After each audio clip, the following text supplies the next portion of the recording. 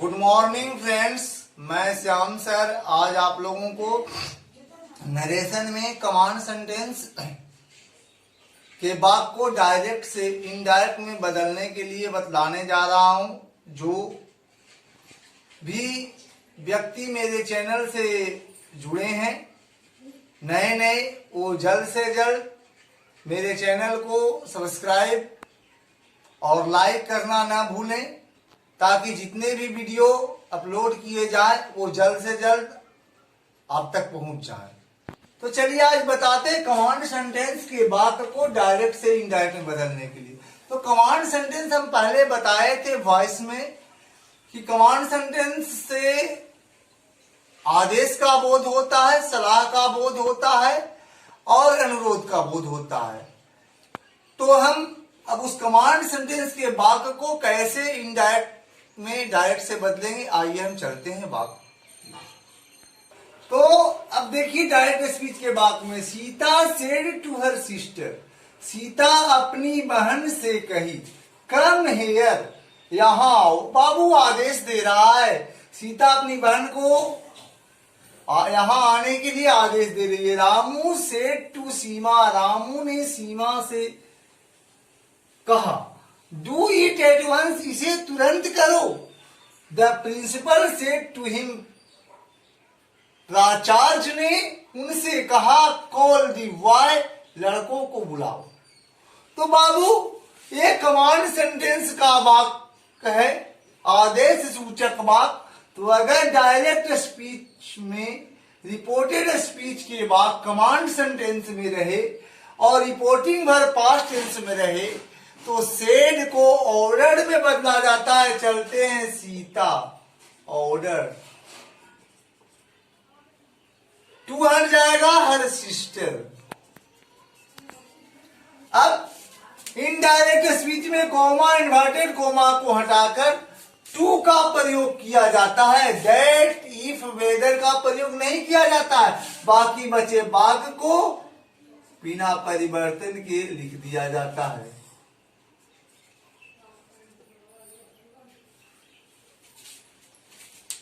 तो अब चलते हैं, अब दूसरे वाक्य में, Ramu ordered Seema,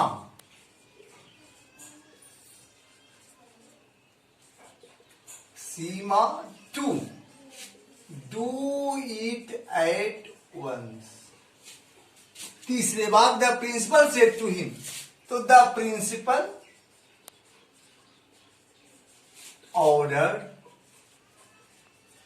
him to call the boy। सबसे पहले जब भी कमांड सेंटेंस के वाक्य को हम इनडायरेक्ट में बदलेंगे, सेड ऑर्डर में बदल जाएगा। उसके बाद टू को हटाकर ऑब्जेक्ट का प्रयोग किया जाएगा। इन्वर्टेड कोमा, कोमा के बदले टू का प्रयोग किया जाएगा और रिपोर्टेड स्पीच के बाकी बचे वाक्य को बिना किसी परिवर्तन के लिख दिया जाएगा। अब चलते हैं हम रिक्वेस्ट सेंटेंस में कमांड सेंटेंस के वो कैसे बनेगा। अब चलते हैं हम कमांड सेंटेंस के वैसे वाक्य में डायरेक्ट स्पीच के जिसमें प्लीज या काइंडली लगे हुए हों। तो अगर डायरेक्ट स्पीच के वाक्य में प्लीज या काइंडली लगे हों, तो अगर डायरेक्ट स्पीच के वाक्य में प्लीज या काइंडली लगे हो तो उसे इनडायरेक्ट में बदलने पर सेड को रिक्वेस्टेड में बदला जाता है। तो रामू रिक्वेस्टेड, टू को हटा दिया जाता है, ऑब्जेक्ट का प्रयोग किया जाता है।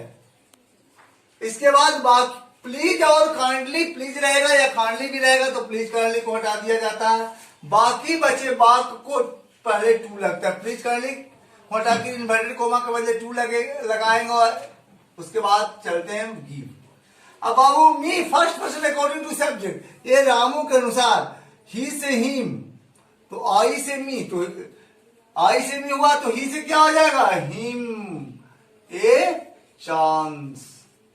अब चलते हैं दूसरा, सीमा सेड टू अल्ली, सीमा रिक्वेस्टेड अल्ली टू, प्लीज हट जाएगा बाबू, हेल्प। अब मी बदल जाएगा सीमा के अनुसार हर में। अब चलते हैं, Hari said to me, Hari requested me to, Hari requested me to. अब बाबू चलिए गिव, क्योंकि प्लीज काइंडली तो हट जाएगा, मी बदलेगा हरी के अनुसार हिम में, ही से हिम ए पेन। तो ध्यान दीजिएगा, जब भी अगर डायरेक्ट स्पीच के वाक्य में प्लीज काइंडली लगे हो तो इनडायरेक्ट में प्लीज काइंडली को हटा दिया जाता है, सेड को रिक्वेस्टेड में बदला जाता है, उसके बाद ऑब्जेक्ट का प्रयोग किया जाता है, इसके बाद प्लीज काइंडली को हटा दिया जाता है, कॉमा इन्वर्टेड कॉमा के बदले टू का प्रयोग किया जाता है, और बाकी बचे वाक्य को प्रोनाउन को चेंज कर हम उसके बाद लिख देते हैं। यही इसके बाद अगर हम मतलब रिक्वेस्टेड का प्रयोग करने के बाद कमांड सेंटेंस के आगे के बाद जो है उसको निगेटिव कमांड को हम कैसे इनडायरेक्ट में बदलते हैं, चलते हैं उस टॉपिक की ओर। तो अगर कमांड सेंटेंस के बाद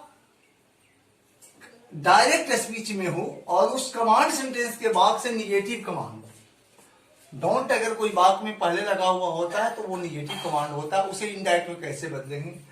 तो सबसे पहले सेड को हम टोल्ड में बदल देंगे। राजू सेड टू अली, राजू ने अली से कहा डोंट प्ले इन दी सन, धूप में मत खेलो। तो राजू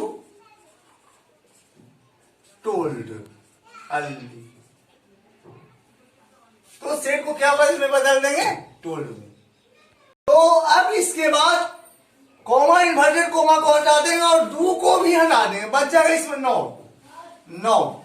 इसके बाद टू का प्रयोग किया जाएगा, प्ले इन दी सन। आगे चलते, Seema said to Rani, Seema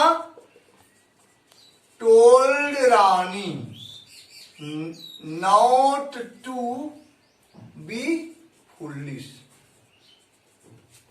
C told me not to be, sorry इसमें बी लगा हुआ तो लगेगा, इसे बी नहीं लगेगा, not to make a knowledge. तो ध्यान दीजिएगा, अगर निगेटिव सेंटेंस का वाक्य हो सेड को टोल्ड में बदल देंगे, टू को हटाकर ऑब्जेक्ट का प्रयोग किया जाएगा, डू को हटा देंगे, नॉट का प्रयोग किया जाएगा, नॉट के बाद कोमा इन्वर्टेड कोमा के बदले टू का प्रयोग किया जाएगा, और डोंट नॉट के बाद बाकी बचे वाक्य को बिना किसी परिवर्तन के लिख देंगे।